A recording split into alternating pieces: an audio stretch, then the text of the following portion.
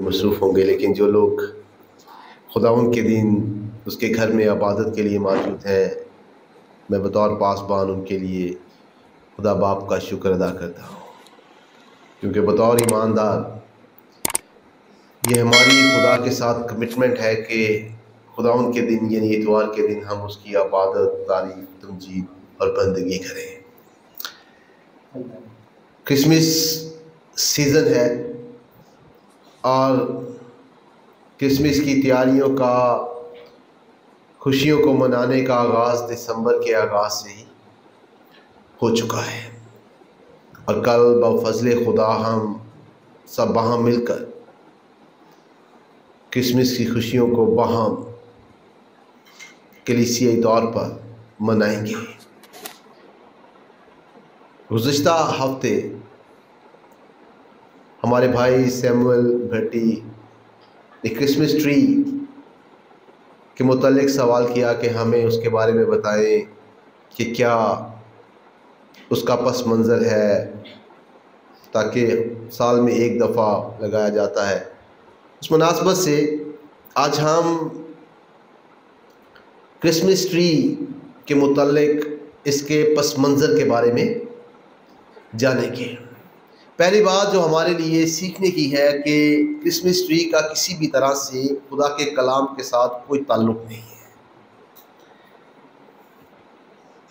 یہ ایک روایت ہے جس کی بنیاد دو روایات پر ہے۔ 8ویں صدی میں بونیفیس نامی مشنری، جس کا تعلق برطانیہ سے تھا، وہ مشنری خدمت کے لیے جرمنی جاتا ہے اور وہاں اپنی خدمت کو شروع کرتا ہے، اور وہاں رسم تھی کہ بلوط کے درخت کے سامنے بچوں کی بلی چڑھائی جاتی تھی، انہیں اس کے سامنے قربان کیا جاتا تھا، اور وہ ان درختوں کی عبادت کرتے تھے۔ اور بونیفیس کی جد و جہد کے بعد ان ایک جگہ پر اس بلی کو جو ہے وہ روکا گیا، اور پھر روایت بتاتی ہے کہ اس بلوط کے درخت کو کاٹ کر چیڑ کا درخت لگایا گیا، جسے فائر ٹری بھی کہتے ہیں، جو 50 سے زیادہ اقسام کا ہے، اور قدیم زمانہ میں اس درخت کو جو ہے وہ خوشی کی بات سمجھا جاتا تھا۔ دوسری روایت ہے کہ مارٹن لوتھر تقریباً 15ویں صدی میں جب وہ کرسمس کے دنوں میں گزر رہا تھا تو اس نے ایسے درختوں کے اوپر برف کو دیکھا اور اسے وہ خوبصورت لگا، اور اس نے گھر جا کر جو ہے وہ درخت کے ساتھ کینڈلز جلائیں، اسے ڈیکوریٹ کیا، اور پھر یہ روایت جو ہے وہ چلتی رہی۔ اس روایت کو جو پذیرائی ملی وہ تب ملی جب تقریباً 19ویں صدی میں برطانیہ کی ملکہ وکٹوریہ نے اپنے گھر میں کرسمس کی تقریب میں کرسمس ٹری کو سجایا، اور وہاں پر بہت سے لوگ جو ہیں اس تقریب میں شامل تھے۔ جب لوگوں نے دیکھا تو پھر یہ کرسمس ٹری جو ہے وہ ایک شہر سے ملک میں اور پھر تمام ممالک میں یہ روایت پھیل گئی۔ یہ روایت ہے،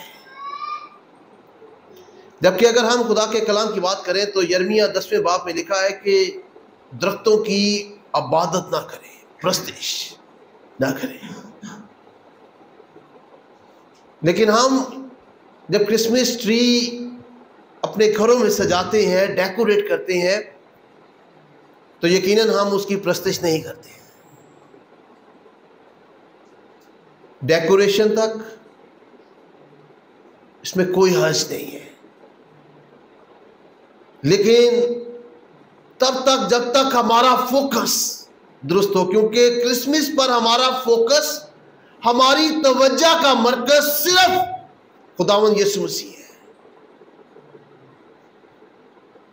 جو دنیا کی نجات کے لیے انسان بن کر اس دنیا میں آیا ہے۔ اگر ہمارا فوکس اس سے ہٹ کے کہیں اور ہوتا ہے تو وہ درست نہیں ہے۔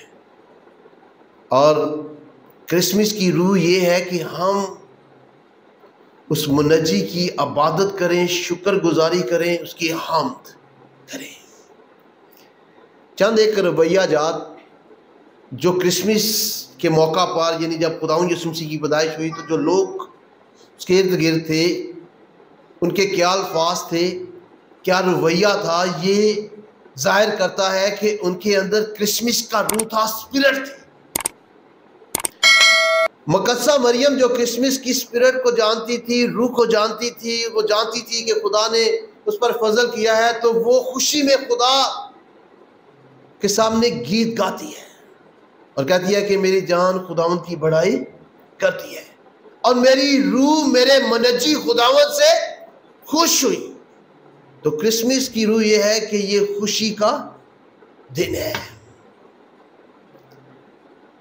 الاشباع، جب خداوند یسوع مسیح کی ماں مقدسہ مریم سے ملتی ہے تو خدا کا پاک کلام کہتا ہے کہ وہ بلند آواز سے پکار کر کہتی ہے کہ تو عورتوں میں مبارک ہے اور تیرے رحم کا پھل مبارک ہے۔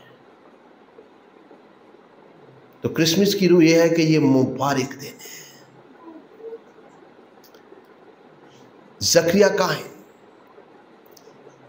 جب کرسمس کی روح کو جانتا ہے تو خدا کے پاک کلام میں لکھا ہے کہ وہ کہتا ہے کہ خداوند اسرائیل کے خدا کی حمد، جس نے اپنی امت پر توجہ کر کے اسے چھٹکارا دیا ہے اور اپنے بندہ داؤد کے گھرانہ میں سے ہمارے لیے نجات کا سینگ نکالا ہے۔ کرسمس حمد کا دن ہے، نجات کا دن ہے۔ اس لیے فرشتہ نے جو پیغام دیا، اس نے کہا کہ آج داؤد کے شہر میں تمہارے لیے ایک منجی پیدا ہوا ہے، یعنی مسیح خداوند۔ اور فرشتوں کا ایک گروہ جو ہے وہ آسمان پر پرستش کرتا ہے اور کہتا ہے کہ عالم بالا پر خدا کی تمجید ہو اور زمین میں ان آدمیوں میں جن سے وہ راضی ہے صلح۔ کرسمس کا دن صلح کا دن ہے۔ شمعون نے جب خداوند یسوع مسیح کو دیکھا تو اس نے کہا کہ میں نے تیری نجات کو دیکھ لیا ہے۔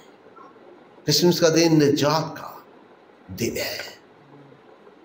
حنا جو نبیہ تھی، جب اس نے خداوند یسوع مسیح کو دیکھا تو اس نے خدا کا شکر ادا کیا۔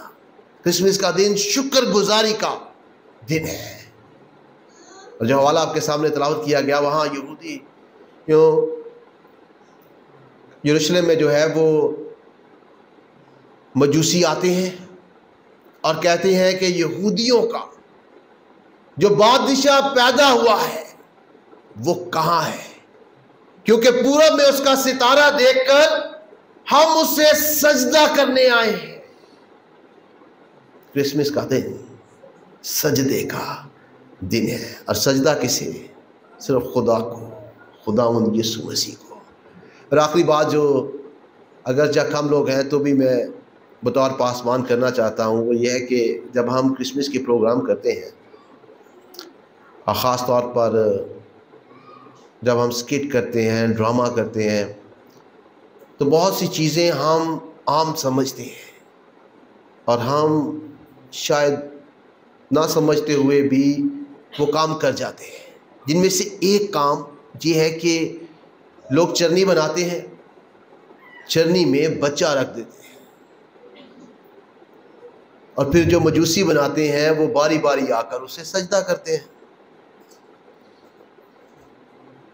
تو وہ بچہ نہ تو مسیح ہوتا ہے، وہ بچہ چاہے کسی کا بھی ہو،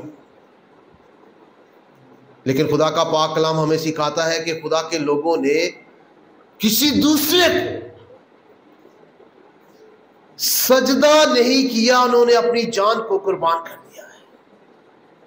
اور ہم کیونکہ بیداری کے دور میں ہیں ہم اسے عام بات سمجھتے ہیں، لیکن یہ عام بات نہیں ہے۔ خدا کے پاک کلام میں صرف سجدہ خدا کی ذات کو ہے، کسی دوسرے کو سجدہ نہیں ہوتا ہے۔ جب ہم اس بچے کو رکھتے ہیں تو ہم وہ یسوع مسیح نہیں ہے، ہم اسے سجدہ کرتے ہیں، جو کہ درست نہیں ہے۔ اس لیے ہمیں لائق طور پر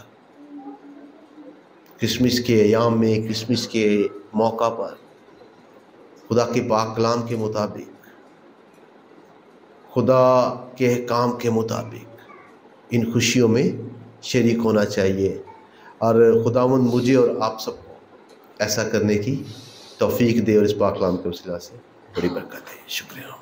Thanks for watching. To watch more, subscribe, like and comment.